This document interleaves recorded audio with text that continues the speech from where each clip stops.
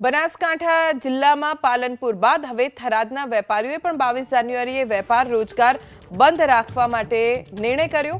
અયોધ્યામાં રામ મંદિર પ્રાણ પ્રતિષ્ઠાને લઈને 22 જાન્યુઆરીએ થરાદની બજારો સજ્જડ બંધ રહેશે। વેપારી એસોસિએશનની મળેલી બેઠકમાં સર્વાનુમતે આ નિર્ણય લેવાયો। ઐતિહાસિક દિવસના સાક્ષી બનવા થરાદના વેપારીઓએ પણ બજાર બંધ રાખી ઉજવણી કરવાનો નિર્ધાર કર્યો। अन्य समाचार पर नजर करीशुं। कमूरता उतरता ज भाजपનું ભીત ચિત્રનું અભિયાન તેજ થઈ ગયું છે। અમદાવાદમાં મુખ્યમંત્રીએ ભીત ચિત્ર અભિયાનનો પ્રારંભ કરાવ્યો। કમળ દોરીને સીએમએ અભિયાનનો પ્રારંભ કરાવ્યો છે। કાલે સુરતમાં સીઆર પાટીલે ભીત ચિત્ર અભિયાનનો પ્રારંભ કરાવ્યો હતો। તો કમૂરતા પછી ભાજપનું ભીત ચિત્રનું અભિયાન સીઆર પાટીલે ગઈકાલે સુરતમાં તો આજે મુખ્યમંત્રી ભૂપેન્દ્ર પટેલે અમદાવાદમાં ભીત ચિત્ર અભિયાનનો પ્રારંભ કરાવ્યો છે। કમળ દોરીને મુખ્યમંત્રીએ અભિયાનનો પ્રારંભ કરાવ્યો।